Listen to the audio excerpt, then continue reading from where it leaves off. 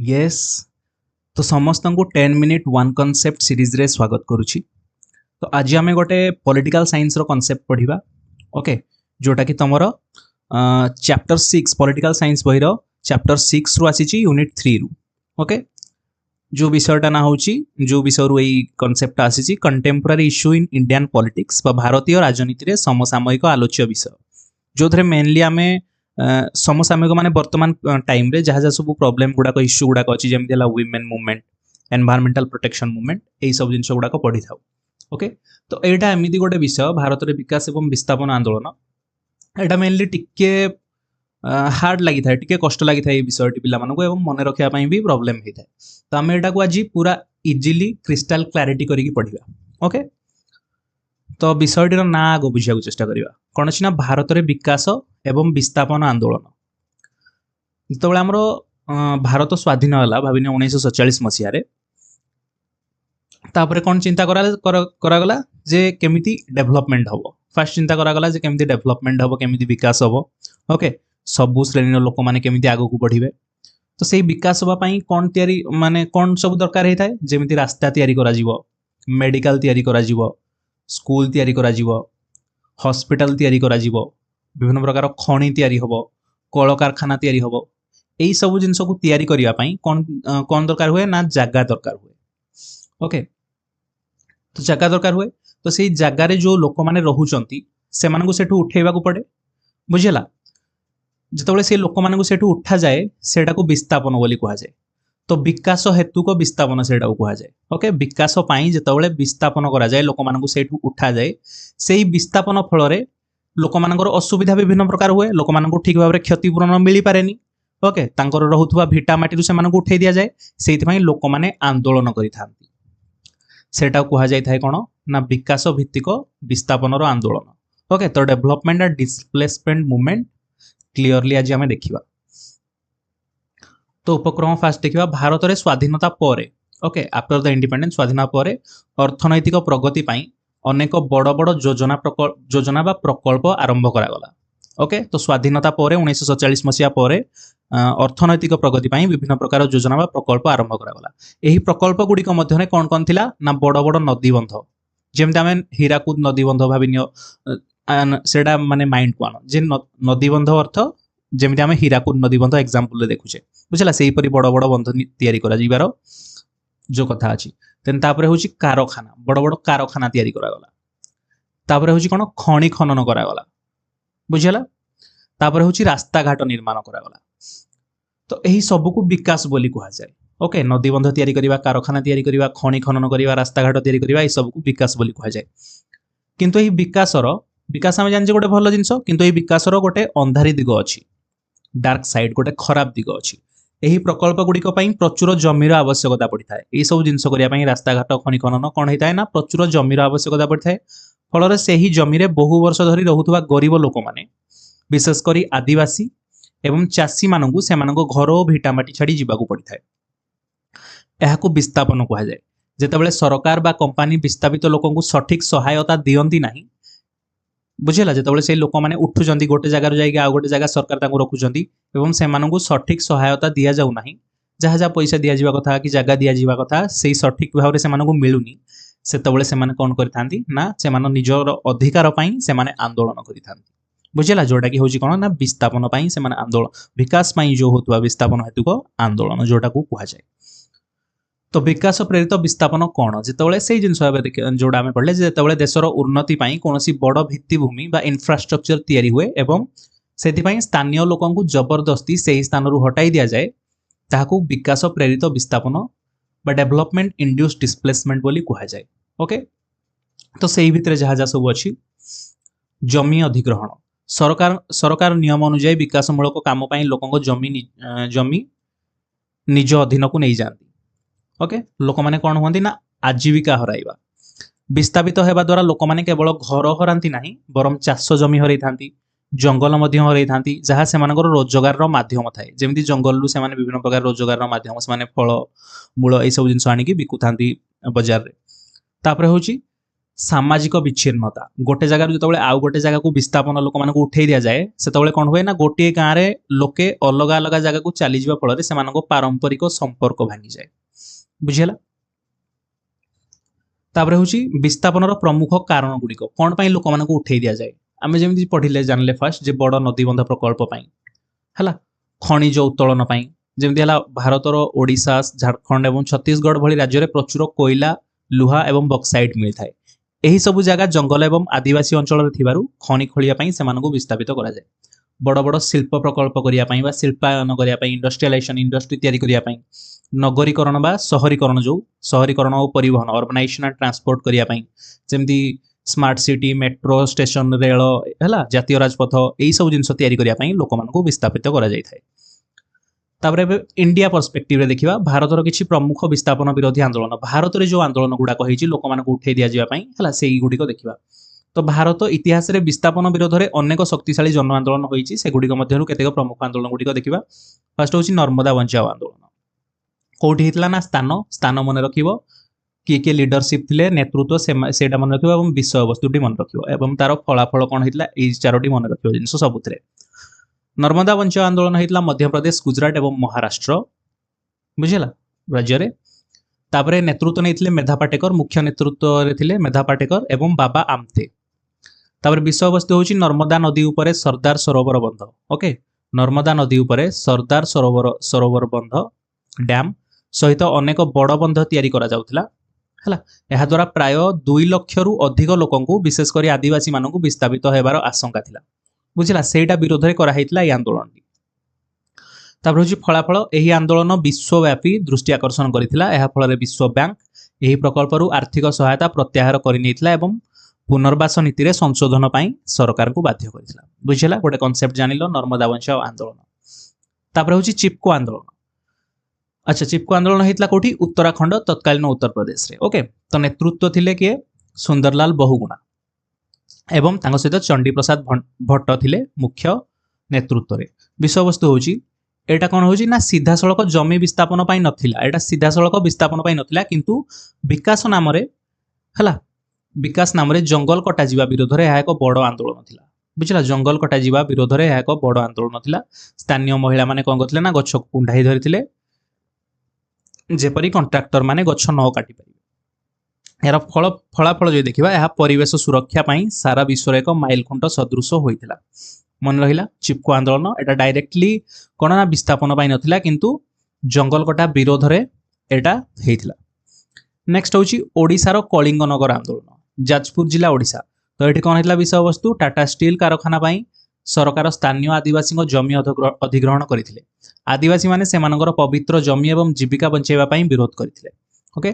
फलाफल हूँ 2006 मसीहा जानुआरी 2 तारिख में पुलिस गुली चालन 14 जन आदिवासी मृत्युवरण करते यही घटना सारा देश में शिल्पायन पर जमी अधिग्रहण नीति को नहीं बड़ प्रश्नवाची सृष्टि करता ओके। ये जिनस अच्छी मन रहा जिन गुड़ाक जदि आउ किसी एग्जांपल पाउछ तमें बुक रु टिके पॉइंट करके लिखि देथिबो।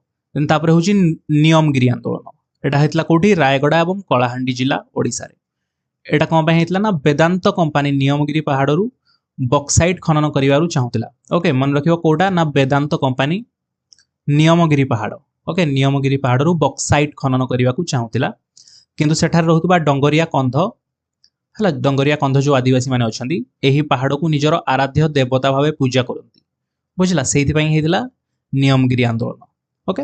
यार फलाफल है यही आंदोलन में स्थानीय लोकंकर विजय होता सर्वोच्च न्यायालय ग्राम सभा माध्यम निष्पत्ति नेबा को निर्देश देते एवं आदिवासी माने खनि प्रकल्प को संपूर्ण प्रत्याख्यान कर देते बुझला। यार फलाफल है कौन ना आदिवासी माने खनि प्रकल्प को संपूर्ण भाव प्रत्याख्यान रिजेक्ट कर देते ओके। नेक्स्ट हूँ सिंगूर एवं नंदीग्राम आंदोलन स्थान हूँ पश्चिमबंग सिंगूर रे टाटा मोटर्स नानोकार कारखाना एवं नंदीग्राम एक विशेष अर्थनैतिक अंचल स्पेशल इकोनॉमिक जोन पाई कृषि जमी निया जाउथिला चाषी माने जबरदस्त जमी नेवा विरोध में तीव्र आंदोलन करथिले। फलाफल हूँ तीव्र विरोध जोगु टाटा कंपनी को सेठारु कारखाना हटाई गुजरात को नेबाकु पड़िथिला। एही आंदोलन पश्चिमबंगर राजनीति को संपूर्ण बदलाई देथिला ओके। तो मन रखिबो सिंगूर एवं नंदीग्राम आंदोलन जोटा कि हेतला कोन पाई ना सिंगूर होता टाटा मोटर्स नानो कार विरोध में एवं नंदीग्राम होता विशेष ଅର୍ଥନୈତିକ ଅଞ୍ଚଳ ପାଇଁ କୃଷି ଜମି ନିଆଯାଉଥିବା ବିରୋଧରେ।